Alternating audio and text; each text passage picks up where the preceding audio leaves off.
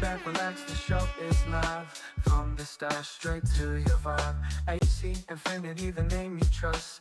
Cannabis talk, no need to fuss. Knowledge flows like a sweet blunt roll. High vibes and wisdom take control. Let's go from the stash. Highly educational. AC Infinity. Cannabis sensational.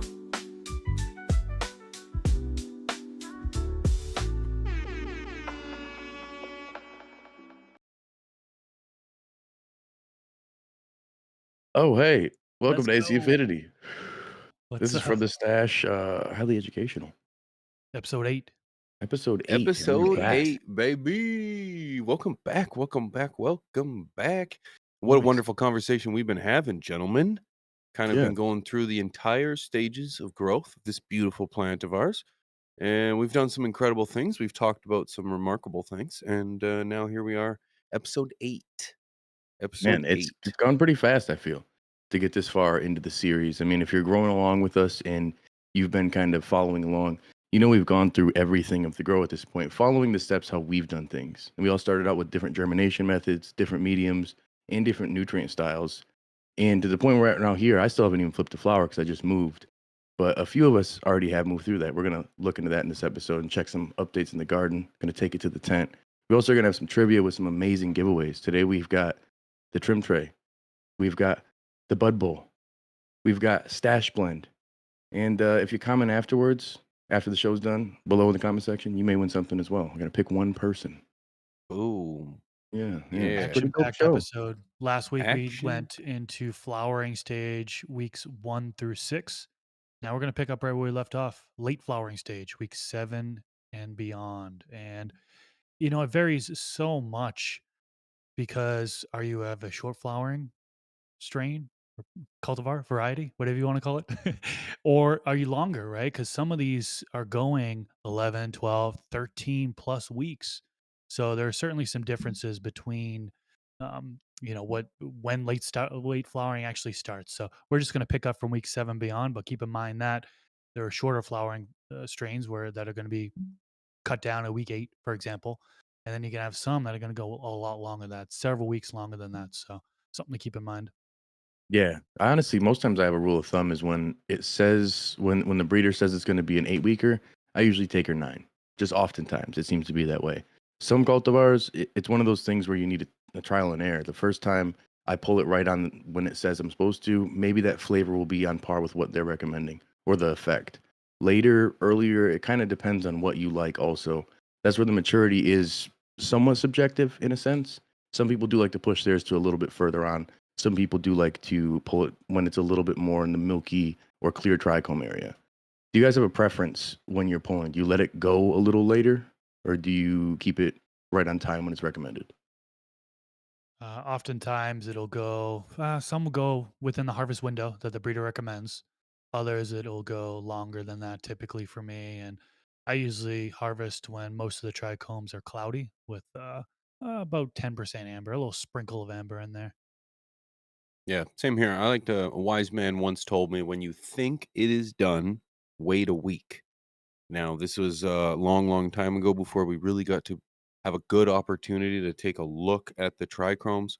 There's a now trichromes is like now it's just secondary to my It's vocabulary, man. secondary, and I like the way it Okay. rolls off the tongue. I like the I way it gotta rolls off really the stop tongue. with that now Yeah. because it's not even funny anymore. Okay. So yeah, now that we kind of fully understand or have got a better understanding of the maturation process of the trichomes, we know that, depending on what kind of high we're looking for and how much THC you're looking for, rather than like CBN, CBD, you want to kind of get those in around the milky clarity, if you will, with a little sprinkle of amber. So I'm looking for the same thing. So Yeah, it'll and when start you're off with clear trichomes. Those are underdeveloped, it said. Once it transfers over to the cloudy or milky, that's when it's said to be at its highest potency, and then it will go from milky to an amber color which is said to have degraded from a THC to CBN. So a little bit different of a cannabinoid there. You get a little bit different of effect as well. Yeah, No, I yeah. do hear people say, like, the sign is a little bit like maybe ballpark 30%, which is a hard measurement for most people, but like a 30% amber to milky. So you're going to be looking for that. But then oftentimes, if you're people like myself, I'm out here finger loving my buds once in a while, and I'll bruise these trichome heads. I feel so. I'm looking at these areas, and I notice that it'll look really mature, but you want to look around the plant too. And if your light penetration isn't as good, the lower portion of the plant, you're going to want to look around top, bottom, everywhere, usually with a jewel scope. But you can use your phones too. We talked about this, I think, last week, fellas, or no, 2 weeks ago. Take the phone and just hyper zoom into it, get as close in as you can, take the picture, and then zoom into that even more, and you could actually see some definition of your trichomes. Believe it or not, if you have a decent quality phone, that is. It doesn't even really need to be decent quality today, to be honest with you. Majority of smartphones are going to take a decent picture. You're gonna be able to zoom in. You're gonna be able to see the shades on that. And we've got a demonstration on how to take good photos. If you're just kind of wondering, because it's not as easy as you think. There's a step in there that I think is really important, but we'll get into that in a bit. Um, Chris, you got a little something you want to show? Yeah, well, first, before I show off some plants, I did want to get a little bit deeper into the breeder's recommendation. So we kind of touched upon that, but I want to get a little bit deeper into that because some people will look at the listing of the seeds, for example, and they will see how long it takes to flower. Typically, it'll give you either weeks, number of weeks, or it'll give you certain days, like 56 to 62 days, for example. And just a word of caution, I usually take that into consideration, but know that it could harvest a little bit early. It could harvest a little bit later. Your environment's gonna have a big factor to it. But really phenotype, right? Your environment. In the genome, there's some could go longer than the other, especially if you're at like an F1 generation, for example. Like I have Chill Out OG, something I've been working on for several years now. The mother harvests at with Pakistan Valley was 45 to 55 days. And then you've got the father, which was 56 to 62 days. So like I'm finding some of the Chilla OG, the offspring, I'm finding some are going in the harvest window of the Pakistan Valley, the early harvest, and some are going later in the Brisker OG. So that general range that the breeder gives you understands a general range and it could be outside of that range. So if you got to throw that out there. No, I'm it's really a glad, great point, man. and I'm really glad you said that because as we kind of touched on earlier in earlier episodes, and I encourage you to go check those out. Depending on when you count flower could also have an impact. Day one of flower could also have an impact as to when and how long your plant's going to go. I consider day one the flip of day 12, or the first day that I flipped to 12 and Flip a 12. day 12. As soon as it hits The day day 12, I, it's fl- that's day 12 is day one. It's like cat ears, Rob. I don't expect you to understand. different Um, Canada. it's a different Canada. Yeah, you Totally guys work different. in You're right. freedom units. So yeah, day one, first flip to 12 and 12. That's going to be the day one for flowers. So that's going to be different for everyone. So yeah, good point, Chris. Yeah, that's definitely subjective. A lot of people have been saying to me, and me personally, yeah, I normally would count 12, 12 being when I switch my light cycle to 12 hours on, 12 hours off, or into the flowering cycle. Some will do 11 and 13, or 13 and 11 even. That's when I do consider it flower. Have heard others say that they consider it once they're seeing the stigmas or the pistils starting to form. And me and Chris were talking about this just right before this. The Broticulture community has always called pistils just the hairs that are coming off of your buds. But what is the actual science, Chris? You actually have some formal education in this space, which is great. Well, you don't need formal education. You can go to Google Team Chris. University and look that up and find it right away. So, pistil, the female reproductive part of the flower that includes the stigma, style, and ovary. So, the pistil's purpose is to receive pollen and generate seeds. Uh, where is the stigma? Stigma is the sticky top of the pistil that collects the pollen grains from there. So, there is a difference there. You're going to see people kind of splitting hairs here, trying to say, oh, that's stigma. No, it's pistils. And so, yeah, It's the that's cultivar strain argument that people constantly cultivar beat us up in strain. the chat. We get that, even if there isn't actual factual, what people call it seems to be different. So If you just guys wanted to have put been if you guys have been following along this whole time, we started these episodes by planting some genetics ourselves. I believe, Chris, you're a little bit farther ahead than I am in flower, if I'm not mistaken. I think I'm week 2 and 2. Week 2. The ones that we planted for the germination. Yeah. Yeah, I'm on day 34, I think, of flower. Yeah, 7, 12. So 7, 14. So you're like week 4 almost. A little over week 4. Yep. So that's So, sweet. so I could show my plants now. Actually, I know we're this episode's on late flowering, but I did sneak some early flowering into this video here. So you're going to see several different plants, different stages of the flowering, and I'll just go through it right here now for you. So I've got, oh, is it reversed for you guys too? Oh no, day No. 32 of flower. We've got 3 plants there on one side of the 4x4. This is the Chill Out OG, and what you'll see, and when we zoom in real close here, you might see something a little strange here. You might see some amber pistils pretty early here, loaded with the amber pistils. And so many people may be like, why? It should still be white at this point. Well, if you look closely too, you might be able to see some pollen sacs that are here as well. So I actually pollinated these plants, shook over a male plant. These are keeper phenos, and I'm working on F4 generation that will be the offspring of this for Chilo DG. Looking really, really good so far. I'm really happy. Feeding Blue Planet nutrients, the Blue Max 2-part CalMag. And this is synganic. So I did a little bit of earthworm castings and a fertilizer blend in there. And I've got the Blue Mat auto watering system in there. And you can see it's over the T24 LED grow light. And these plants are looking really, really good here on day 32, but they're going to be pushed way beyond the breeder's recommendation harvest date, which is 56 to 62 days, because, well, I want all those seeds to develop. Now, here we have day 44 of flowering. So we're getting a little bit later. You're seeing the buds are a little bit bigger there. And you're also seeing that the pistils are white. So this is how it really should be if it's not pollinated. And this plant in the beginning, front here, it's what I'm calling the 3-in-1. I actually planted 3 plants in one container just because I was in a little bit of a bind there. This one's Oh, Permanent that's a Midnight by shocker. James Loud. It's looking pretty good, and I'm actually pretty happy with how this has developed with 3 plants in one container. Just doing it for fun. I know people say you shouldn't do it, but hey, why not? And this one in the back here is only 10 inches long. Actually, no, that's part of the Permanent Midnight. Oh, The one over here only. is Grape Balls of Fire by Ethos Genetics. So similar structure to the Permanent Midnight.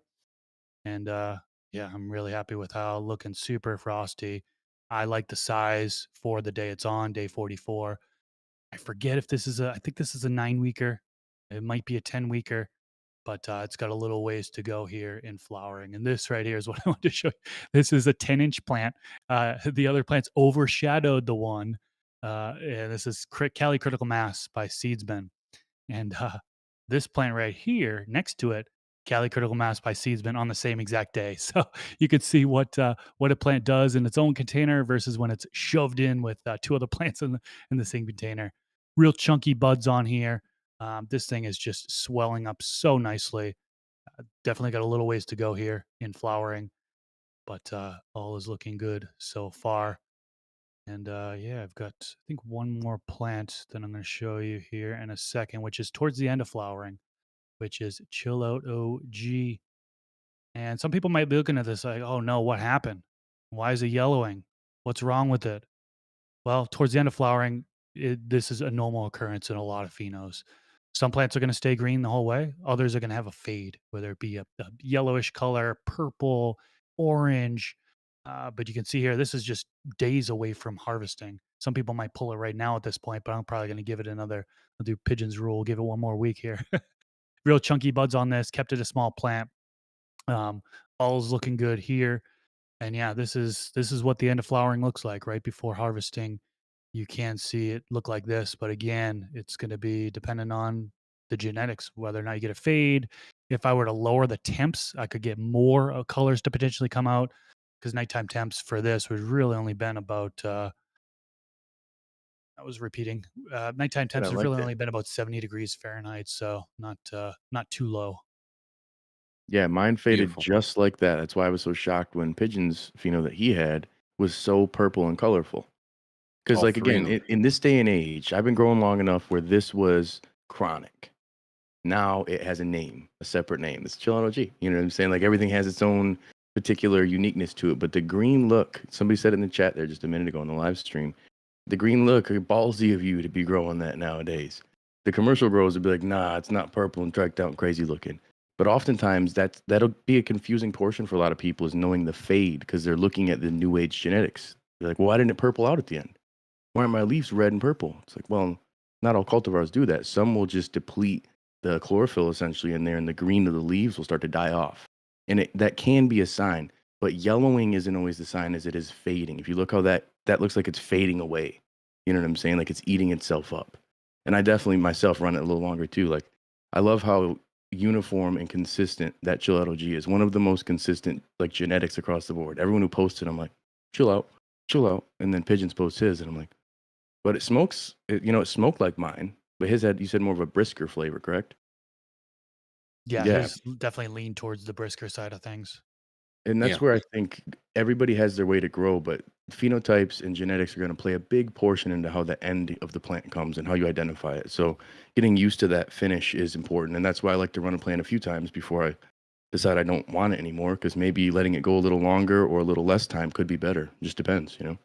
Understanding the fade that late in flower is a lot easier when you start to understand the nutrient uptake that late in flower.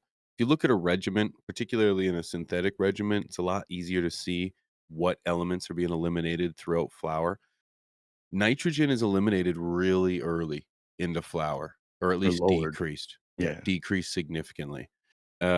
You're gonna see less green in the plant the later the plant goes into flower because that nitrogen's been decreased. You're gonna see calcium start to be decreased as you pass through with the mids to three quarters of the way through flower, which is also gonna lead to a fade. So, um, understanding the nutrient uptake and seeing that color change kind of go hand in hand. So I just want to make sure we mention that as well. Well, and then it's Absolutely. And like actually, oftentimes, go ahead, I was gonna Dr. say Grower. I cut the video too early. I apologize. I did have one more plant to show, but Rob was talking about the colors and how it can change. I had a banana jealousy, and Oh, I don't think I can repeat this without repeating the whole video. if you go up to the preview, there's a little area that you can drag to skip through it on Bring it OBS. up, click on the source, and then you'll see a little meter along the bottom. Just zoom it forward. Zoom it forward. Or we don't could just see the rewatch it meter. because it's Oh yeah, beautiful and we'll talk behind the scenes. Click on the source, like click on the video in the source tab, media source. Got it.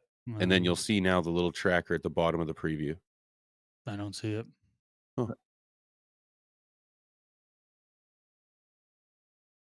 Well, Yeah, either forget way, it. I we'll want to talk sit through the here and prettiness troubleshoot of it. it. We could just let it play.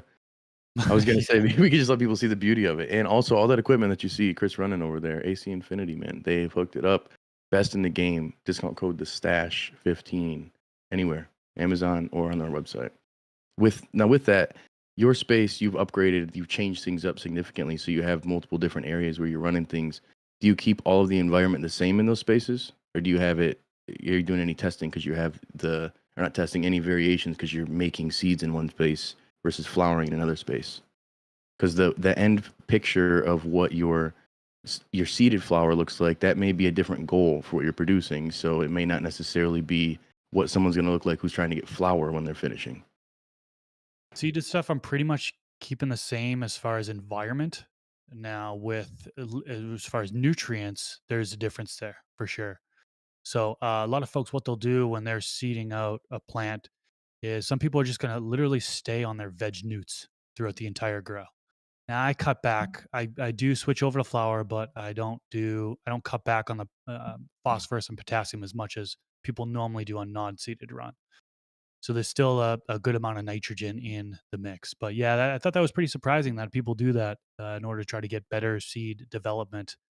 But yeah, most of the time, if you're just doing a regular run and using the synthetics, you'll see on your nutrient chart that they'll adjust if they break it out, that it'll adjust less nitrogen, more phosphorus and potassium. Yeah, and the phosphorus and potassium or the P and the K, that's where you'll see PK boosters that are often the things sold to increase your buds. It's a Your later in flower thing. bud candy, your Bud sugar boosters, Beastie cane, your blooms. bud boosters, that's gonna be those higher right there. in P and the K. Yeah, and that's where your secret sauce, would be increasing those later into flower. And it's hard for some people who are going on an all-in-one regimen and they're not modifying things, but that's where you increase things with additives. Stash blend, we do also have that in that, so that helps you there. But there's other products and other organic amendments that you can utilize in that sense too. But focusing on changing your nutrient regimen throughout this time, almost maybe a bell curve, and how you work it because we're lowering it towards the end.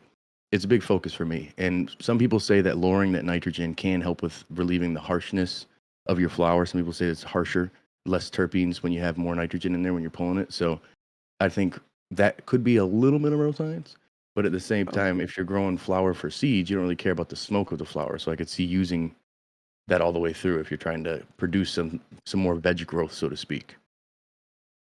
totally agree. Now, I think before we move on to the environment, which I think is very important as you move We into should your do a later trivia. stages, we should do a We giveaway, should do a baby. giveaway, We man. should do a People want you giveaway, want a bud baby. bowl or you want a trim Yes. tray? What are we gonna do? Trim tray, baby. Let's go Let's trim tray. Let's Okay. start it off. trim tray. Let's do a trim tray. Let's do it. We'll have Let's to do a see the trim tray. preview because Link will have to tell us when it's over. So yeah, We 40 normally have the seconds. preview. Link, you got the preview for us? He won't be able to do it now. Won't be able to do it.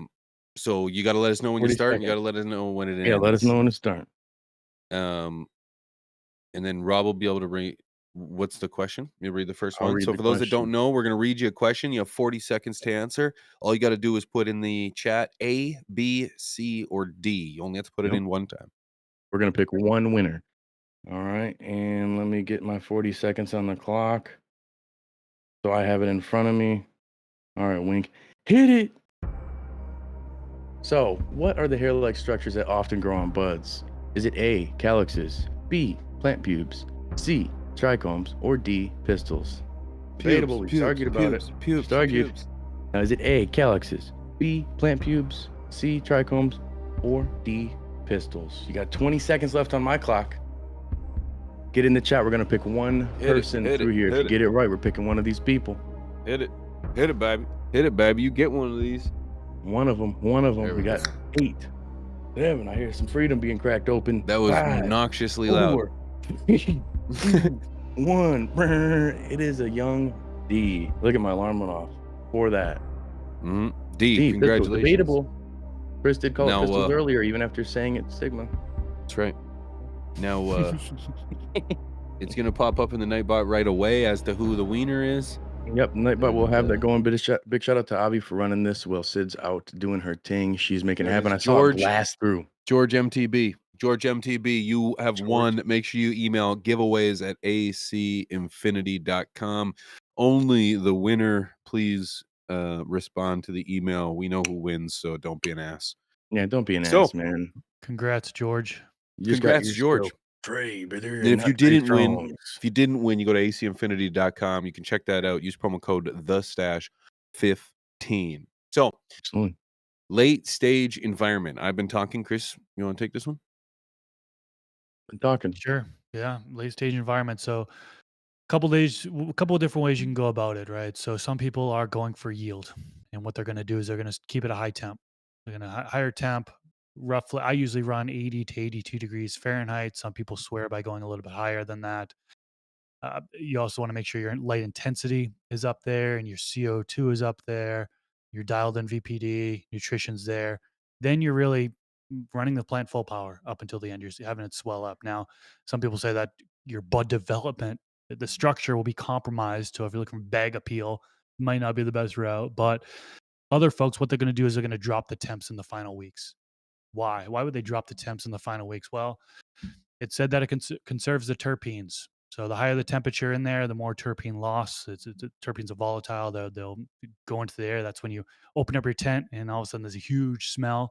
Well, you're losing all the terpenes if you're running high temp. So a lot of people will lower the temp to around 75, 78 degrees Fahrenheit, roughly, is what they're lowering it to. Some people will actually lower that to that degree at week 5 of flower, and they just run that for the rest of the grow. Others will, last couple weeks, they'll run that lower temp because they're aiming for the quality. So um, always go by VPD chart just to kind of give you some idea of what each temperature calls for. So if you're running at the 82 degree Fahrenheit, you're looking at about 54 to 60% relative humidity. If you were to drop your temps to around 77, it would call for a 46 to 54% relative humidity. So Pulse VPD chart, Google that, and Yeah, that'll I'm gonna come send right it up. to It'll give Wink. you three different People are on charts: the chat. one for clone, one for clone and veg seedlings, I would say, one for veg, and then one for flower. And they have it in Fahrenheit, and they have different charts for Celsius as well. And so yeah, that's basically it for. And then I mean, if you really are running CO2 and you're trying to dial that in, a lot of people run up to 1400 all the way up until the end, so 1400 ppm. So other folks, like, we're all just home, us three are home growers. We don't really supplement CO2. We don't really need to get a super high yield to grow within the home that we live in. We're exhaling CO2. I have a baby. She's exhaling CO2. I have a cat. He's exhaling CO2. That's Gotta get the actually crib near the sufficient tent. for growth. Plus, if you're bringing in that fresh air from outside, for example, you've got enough CO2. So yeah, Yeah, and I think that's the thing a lot of people don't realize is first get a CO2 meter and see what your ambient CO2 level is before you start investing in everything else. But AC Infinity does have a great disbursement tool. You want to make sure you're on top of everything, utilizing controlled environments.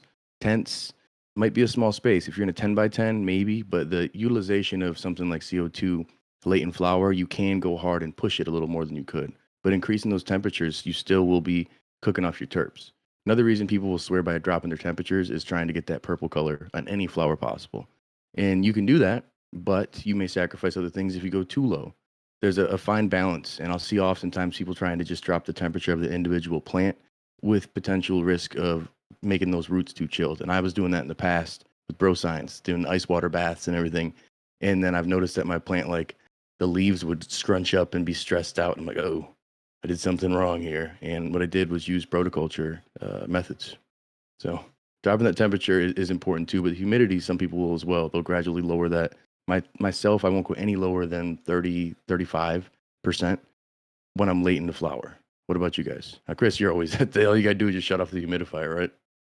yeah, live in a naturally dry environment. Wintertime, for example, it's around 20% relative humidity. Summertime, not much better, 35% relative humidity. So I'm always having a humidifier. Now, when I'm running an auto watering system, I have that good moisture level in the medium. The plants are transpiring. It naturally brings up that relative humidity in the grow space. So my humidifier doesn't even go off as nearly as much due to that. So that's pretty cool. And it's surprising how much an auto watering system can have a bigger impact on the humidity in the space versus just hand watering. For me, it's like there's a big difference there. Yeah. What Yeah. was your question? I lost my train of thought. Percentage, your percentage on What how do you try to much you aim like to stay for? Do you late change flower. it anywhere do you change it anywhere in your I growth? I go by the VPD.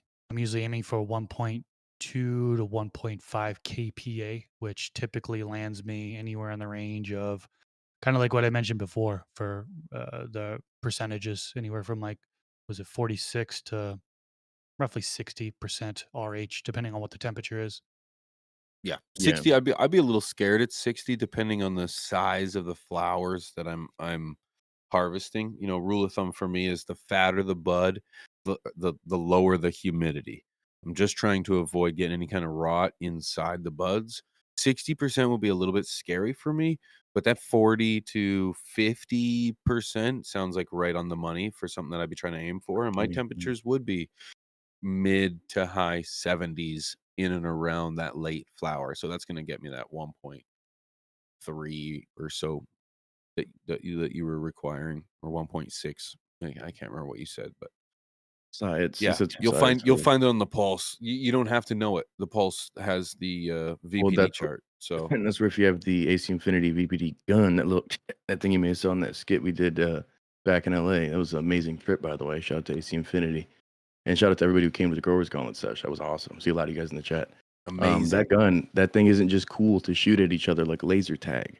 That thing is like your ability to actually dial this in, not just with like ballpark estimates. You can really see even your leaf temperature, the surface of the leaf temperature. So making sure that you're really on top of it are ways that you're able to dial this in if you're concerned. A lot of us been freeballing over the years and just going based on the humidity and temperature and didn't even look at a chart. So, and we're doing great. And it's So funny you how can do it. close we really were. Yeah, You know we what I were mean? all in the, yeah. When we look at that chart and to see that, you know, you wanted to range it in and around between 1.3, 1.5, 1.6, it's like, shit, we were pretty damn close. We were pretty damn close. So that's not Yeah, bad. dude. You know, Surprisingly, we were.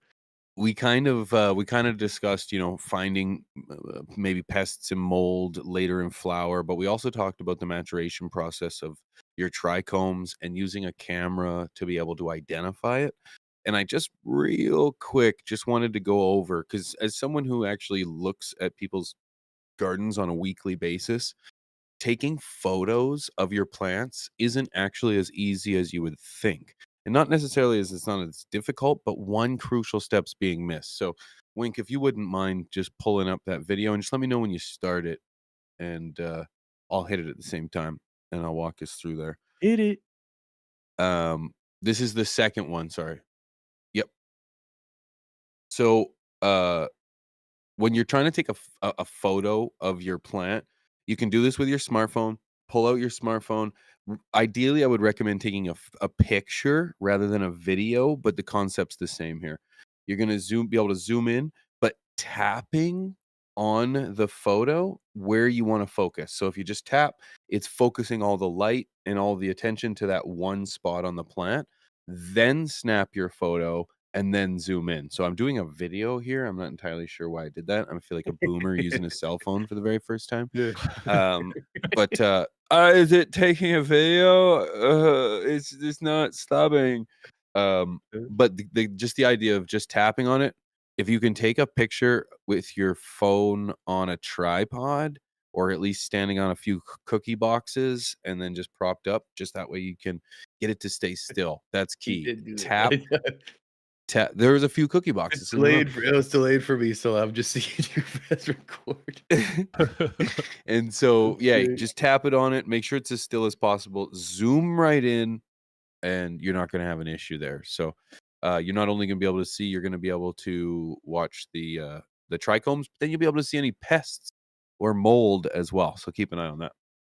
That was also the No, way if you wanted to create your own content and do videos, boom.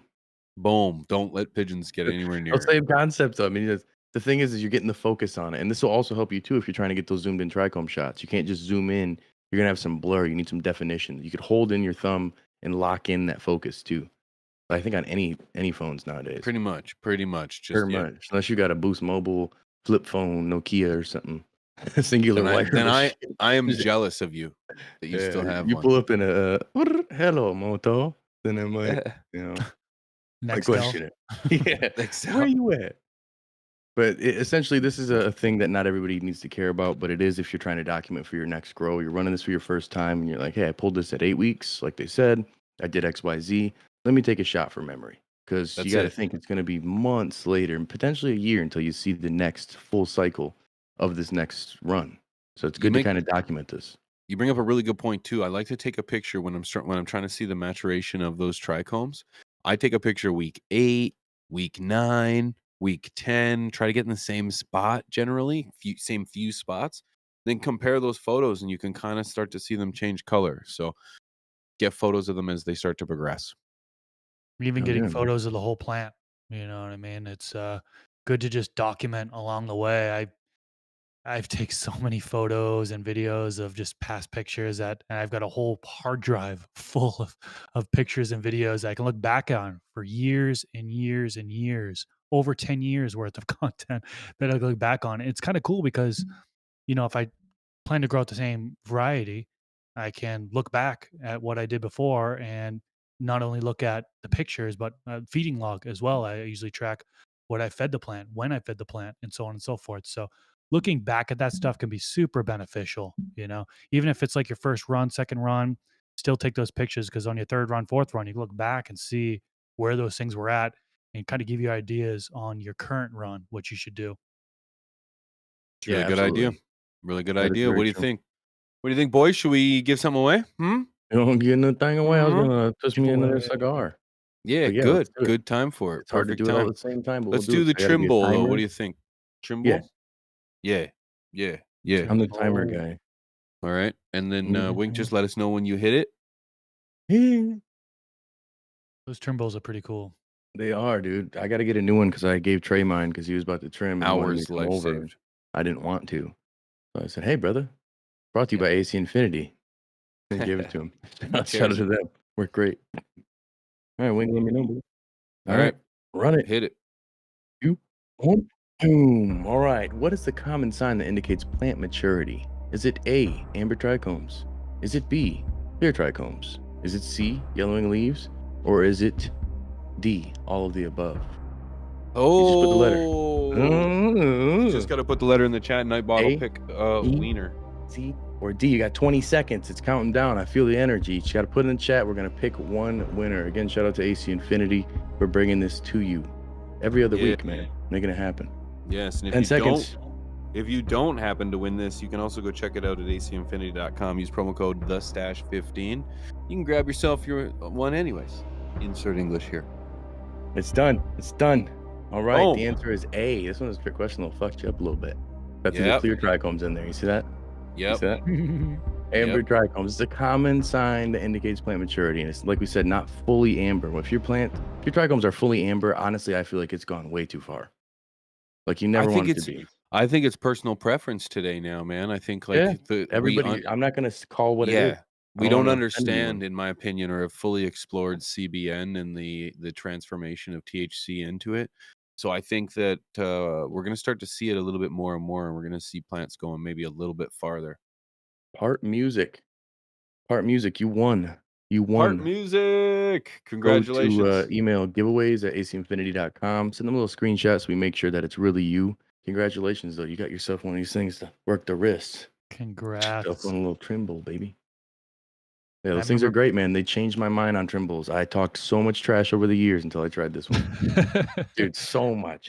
I was going to say, so many people have been talking trash about it, and then you get those random ones here and there that are like, oh, it saves me so much time. It's good to go. And then I tried it, and it saves me so much time. And it's everyone's like, oh, you're ruining all the trichomes. All the trichomes are gone, and blah, blah, blah. And there's nothing really to back that up. It does just a fine job trimming, and if you're really, really anal about things, you can manicure the buds after the fact if you want, after you put it to the bud bowl.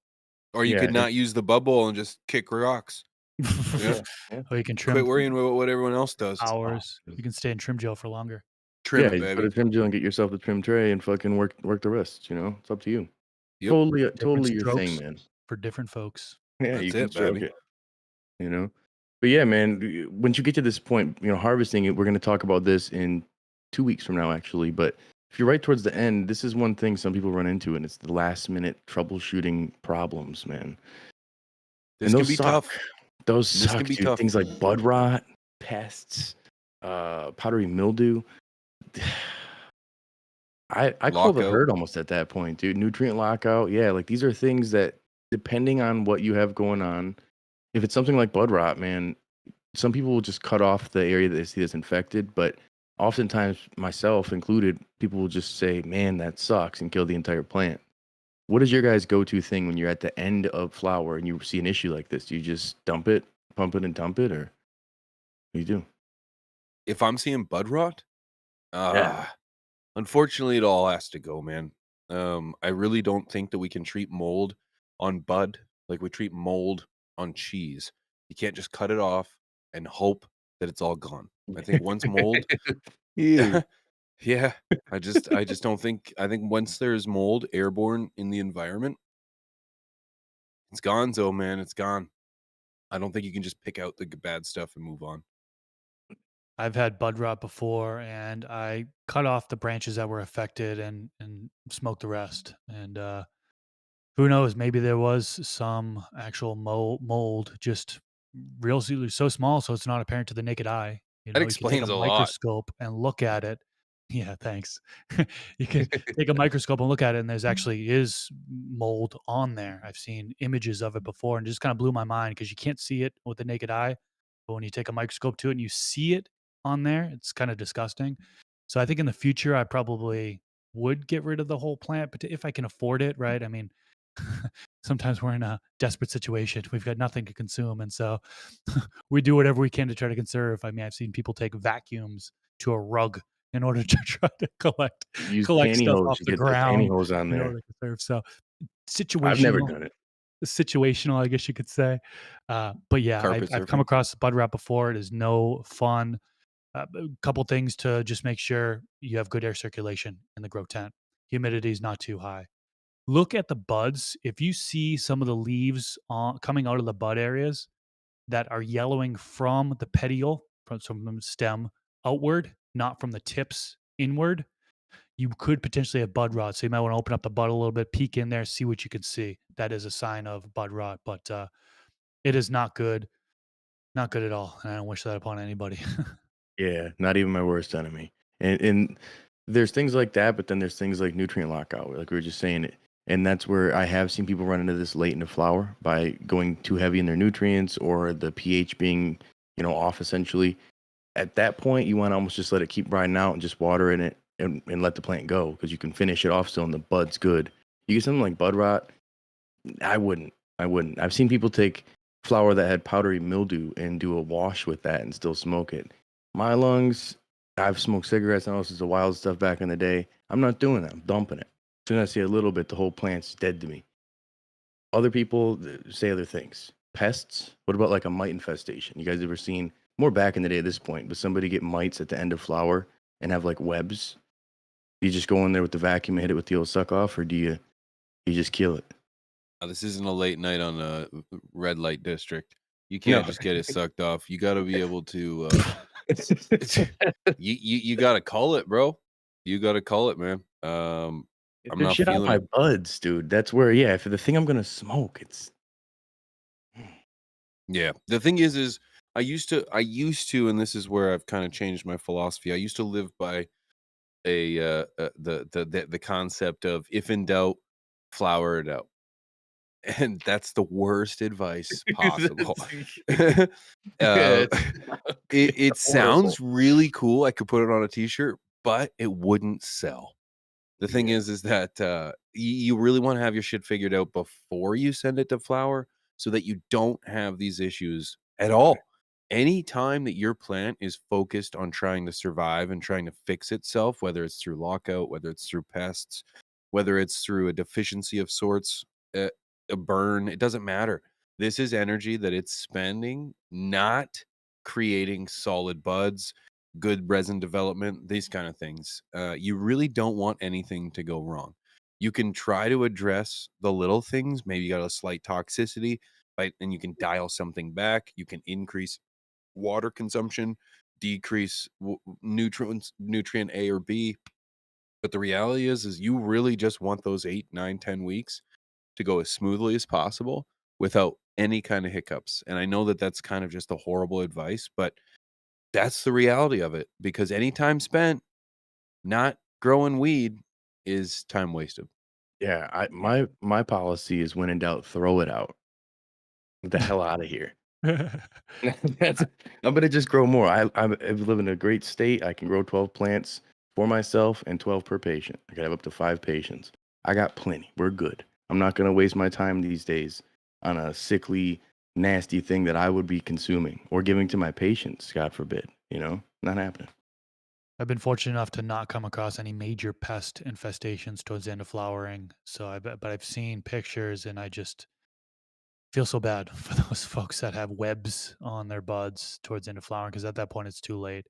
Now you mentioned the nutrient lockout towards the end of flowering as being a problem. Water is what Rob had mentioned. Something else that comes to mind is for the folks that do flushing, believe in flushing. Have you ever cut off nutrients too early? No, I've yeah. done that a bunch of times back when I Maybe it's used an to 8-weeker. flush. You're on week 6 or week 7, and then you go ahead and you flush or cut off nutrients, and all of a sudden, 14 days later, you're like, "Uh-oh, it's still going."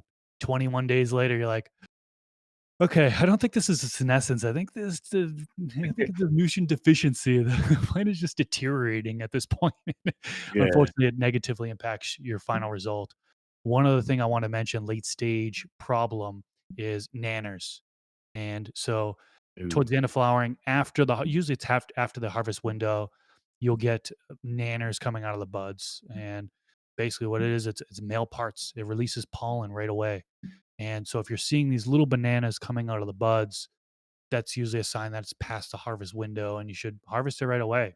Now, remember at that point, when the bananas come out, it's releasing pollen right away. So if you have any other plants in the same grow tent, they're being pollinated. Unfortunately, if you're in early flowering on some of the plants, well, then those plants are being pollinated, and those plants will have seeds within their buds. So a key thing to do is, a lot of people say push it a week. Pigeons mentioned earlier, it's like push it a week after they say you push it. Well, keep a close eye for those nanners, because once you get one of them to pop out, 1, 2, 3, like Like it could acne, come man. in waves pretty quickly there. So you want to really be inspecting almost every single day, if not every single day. I'm doing it. And then once I see those nanners, immediately. I now, unfortunately, I've taken eyes off of the plant before towards the end of flowering. And this one plant, I remember Vanilla Cola. You can look back on my channel and find it.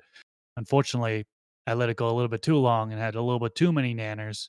And unfortunately, you're harvesting it, trimming it up, and when you jar it up, you're plucking off these nanners and getting pollen all. You don't want to consume that stuff. You know what I mean? So just something to keep an eye on is those nanners in the final stages, final weeks of flowering. Yeah, absolutely, man. That and just in general, some people may run into seeing some seeds that have grown even all the way through. Like you'll see them on the outside, like they look like a calyx almost, and then you'll put your finger on it, and it'll pop out a little seed fully mature. It's happened to me multiple times. It's crazy, dude. It's just depending on the genetics, obviously. This one was a Louis the 13, I believe, from Cali Connections. Super, super fire smoke, but that thing always pops some seeds on me. And I feel like seeds or nanners on beautiful dank bud is like a beautiful person with bad acne. It's just unfortunate, It's still beautiful, but fuck. Gotta look at all these things that you didn't want, So it's come to the point where the genetics, paying attention towards that late stage, is very, very crucial. Some people kind of just ride through the ghost ride the whip like it's all good to be done in flower, but that end point is just as crucial as the beginning point. It really is. Pulling pulling early, I think, is something that by default people learned by just following synthetic nutrient guidelines. Because I remember I pulled early for the first 2 plus years that I thought I was taking this seriously. Because I would see a nutrient chart and it would say week 1 of veg to week 8 of veg. Then it would say week 1 of flower to week 8 of flower. And then it would say after the week 8 of flower, it would say flush. But then the common rule was to flush 2 weeks before harvest. So here I'm looking at a week 8 schedule thinking I'm supposed to start flushing at week 6. So at week 6, I start deplete like really start flushing the nutrients out of my plant. And of course it's that's not right. That's incorrect. When your plant needs the nutrients the most, that's the time, week 7 and 8, when you need to start plumping in and giving those sugars, not depleting. So there's the concept of flushing and then flushing the last 2 weeks of harvest. That was kind of a rule of thumb. Just flush the last 2 weeks of harvest. You wouldn't That means we were never getting to the finish line. So it's my monkey brain, but I blame it on just the fact that this concept of flushing just really took over, and it it just spread in a way that wasn't unnecessary, Yeah, and I overreaching. think that was where the terminology I think got confused. We talked about that a few episodes back, but you also think about people who are listening to that and they're organic growers with an organic soil. And you don't want to deplete your soil. You're feeding your soil, so to speak. So you don't deplete your soil like you would with a synthetic based nutrients. So at that point, you don't you don't change up your regimen. You just wouldn't be adding more of a top feed or even doing your teas quite to the end. Some people still remain to do microbial teas to the end. Others don't. It just depends. Myself with synthetics, I just leach. So I'm essentially just watering in going through my last few weeks, but that's where knowing your genetics, how important that is. It's like that 13 weeker that you're following the back of the box or back of the bottle. It really can throw you off. So it's a great point. But we do have another trivia, don't we? We got Do we a wanna do final another one? trivia. Let's do another one, Do it. Let's do our baby. last one. Let's do our last Let's one. do it, man. We got $100 gift card, if I'm not mistaken, and No, this the is, $100 gift card is in the comment section. We got a bag of stash blend for we this Stash one got right blend. here. Stash Blend, Yes. baby. Yes. Yep. Yeah, I Now, know if how you to don't know read. about Stash Blend, it's a product that we have with the homies over at Growers House. We partnered with them as well as George Murray. brilliant scientist, and basically created something that was like the all-in-one secret sauce of things people seem to, for some reason, skip often. Not that these are secrets; these are just things that people don't want to add in because there's so many different bags or bottles to get. So we ended up jumping on it, made this for us and for you. So check it out, stashblend.com, and let's give you guys some for free right now. Let's do it. Thank you. Let's do Ready? it. All right. This element Oh. is most crucial for plants during the late flowering period. Is it A, nitrogen? Is it B, phosphorus? Is it C, calcium? Or is it D, magnesium? A, B, C, or D? Drop it in the chat. We're going to pick one winner for a bag of Stash Blend. Threw a curveball in there, I see. You like that? Yeah. And while they're kind of explaining real quick, or this is going through, just got to put the letter in. It's like when we were talking about this earlier in regards to the candies and the boosters and the builders. It's like this is what makes different nutrient lines, One right? second. This is what makes Boom. nutrient lines. Boom, that's the way it go. That's what makes a B. different nutrient line. When you look at nutrient company A versus nutrient company B, C, or D, it's their proprietary method of what they think how much phosphorus in week 6, 7, 8. How much of the potassium should you be adding in week 6, 7, 8? And that's what makes different nutrient lines. So when you decide to jump into a nutrient line, you're saying, yeah, I believe it's this much. So yeah, that's really what the biggest difference between nutrient lines are. I just want to mention that. Adelina 1188. Adelina. Adelina Adelina. 1188. Congratulations. You win Congratulations. yourself some Congrats. Stash Blend. Just reach out to us, actually. Hit us up. What's the email? What's a safe email to send to? Who's got Giveaway. a different Chris has a contact. Chris has a contact email, right? Was giveaways at acinfinity.com. Isn't that Yeah, where hit all them that up. being Hit them filtered? up. Hit them and then up. Let them yeah. know you won some Stash Blend. Yep. Hit them With up. a Let them know picture. they'll give us the Just a information. screen. With a Perfect. screenshot. Giveaways at acinfinity.com. Screenshot just showing that you won, Adelina. And congratulations, you got yourself some Stash Blend. I really do feel like a lot of people are missing out on these key things. I mean, there's other products you can use that have similar makeups, but then they're missing XYZ. That's why we put this together, you know? And if you don't even utilize something as simple as microbes and beneficial bacteria, you're missing out. You need that one at least, bare minimum, at Yeah. least. And one thing Yeah. too, it's I did see a comment. Someone asked how long can you use Stash Blend into flowering? You can use it up to harvest. However, Murray, our scientist George, Murray. recommends that you use it up to week 6 and the last couple, at least up until the last couple weeks, because then the microbes and microbials and the beneficial bacteria can still continue to do their thing in the pot. So yeah, That's if you're save it. not reusing your soil. So if you're not Correct. reusing your soil, Thank then you. you can cut it off. Yeah, good point. Yeah, that's the thing is when you're using organic soil, you want to keep the soil nutrient rich to an extent. So it's Thank a you, little boys. different. I'll still see some fade because I'm not adding more nutrients other than Stash Blend, literally. But I do cut off Stash Blend even the last 2 weeks. I'm just watering my soil. If anything, I'm adding microbes at that point. I use Recharge. That'd be the only thing I'm going to be using towards the end. Shout out to Scotty and the boys. Scotty and the Hey, the boys. boys. Had a blast Um, with them. Shout out to Duke Rose. when you we're just kind of prepping up into I've the been next getting into episode. flower. Remember, we're finishing up and we're going to be getting into harvest.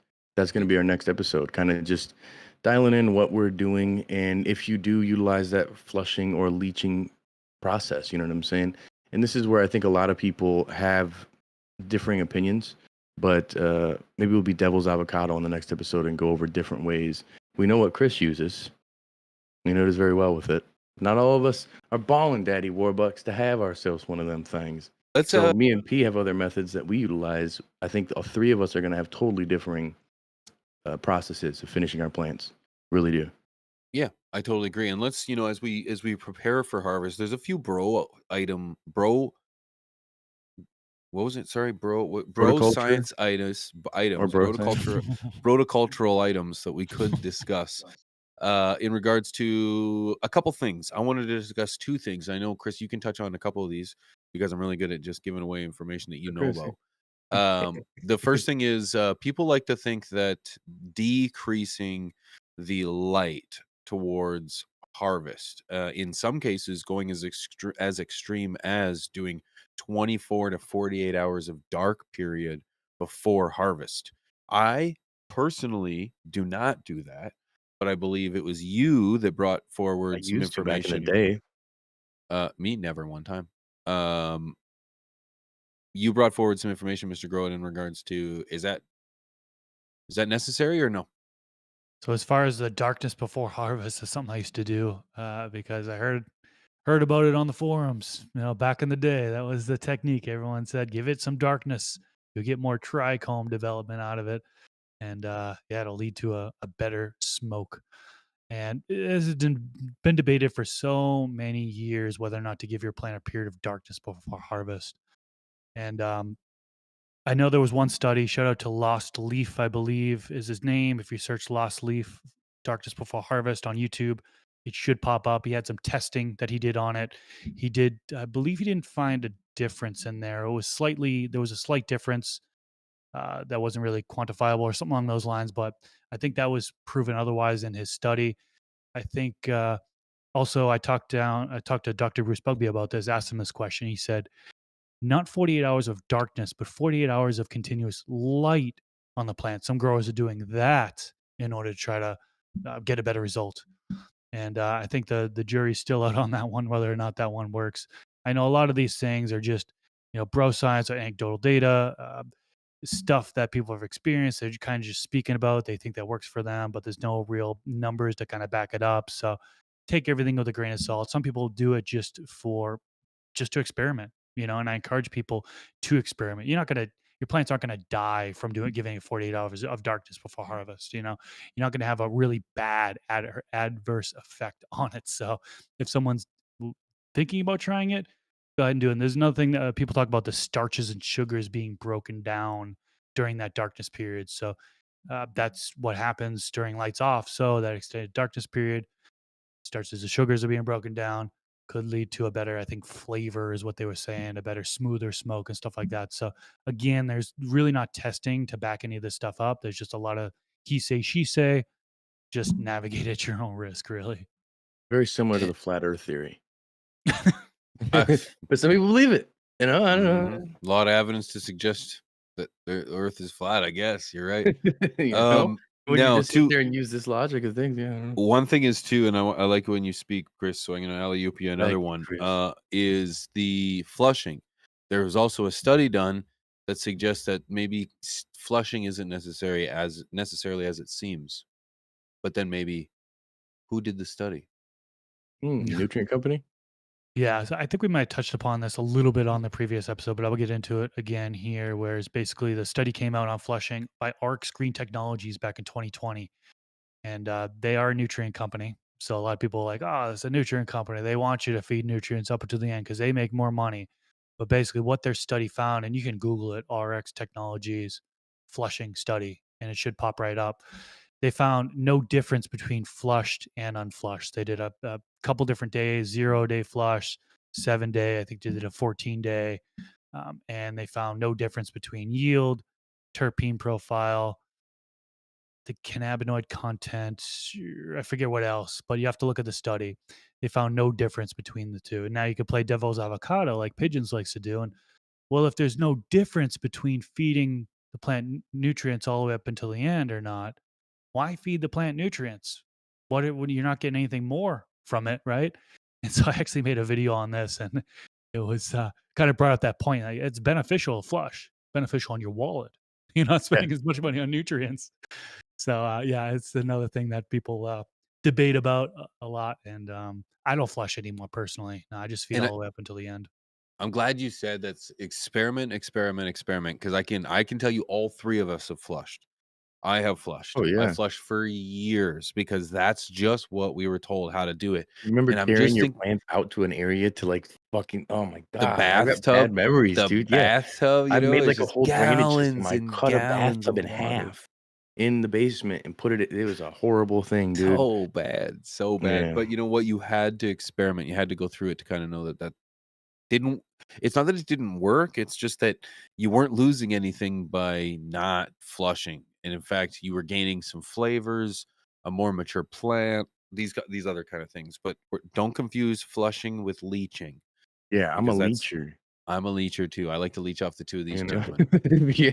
So No, but the leaching, just goal is cutting off nutrients yeah, versus just the flushing, water. running a large amount of water, and that's another thing with the definition, it just causes so much confusion.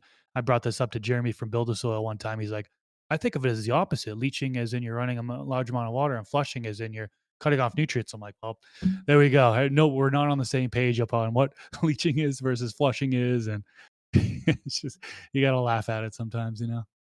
Yeah, everybody Yeah. has different terminology because this space hasn't gotten too much things in stone.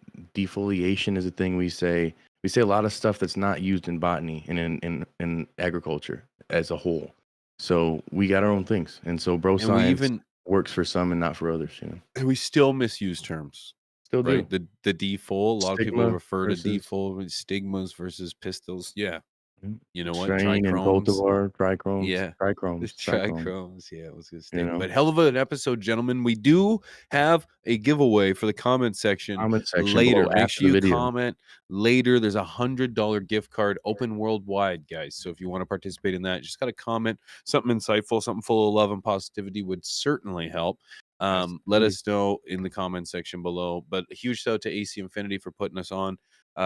We appreciate you guys. If there's anything that you guys want to check out at AC Infinity, go to acinfinity.com. Use promo code TheStash15. It's going to save you a few dollars off a checkout, and it'll help support the show. Let them know that you appreciate seeing the three of us doing something like this online. And we're Man, gonna be great back show. online on Thursday for our first episode on our new channel, From the Stash, highly uncensored, where I don't have to hide Oh, my cigar as much. I can tell you exactly what's in it. We'll check out your plants, and we're gonna be doing our ting. It's gonna be at 1 yeah. p.m. Eastern on Thursday.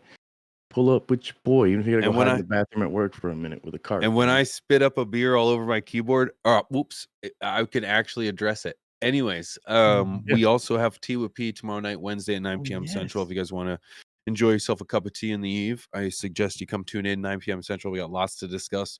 We're taking phone calls live from the audience, Ooh, so call in Miss tune in for Cleo. that. You call in, you call in. We'll get some advice Gonna or get some mental help. advice and gonna get my future, gonna read my palm on I'm there. gonna read you your future, bro. I'm gonna It's gonna tell be you right good, man. now. Yeah, it looks It's gonna be bright. good. It looks bright. Guys, we'll be back in 2 weeks right here, the same spot. We appreciate you greatly. Don't forget, you can go to fromthestash.com, check out everything that there is from the stash. Go to stashblend.com. Make sure you check out the latest in regards to anything happening there as well. And Thanks for stash tuning merch in, for any of guys. our gear. And also safe travels and blessings to the whole AC crew out there in the Humboldt Yes. Emerald Triangle. They're out there Safe doing their travels. thing. Check out their pages to be able to see all the updates. Everything looks pretty cool. They're out there. Nature Boy Ric Flair.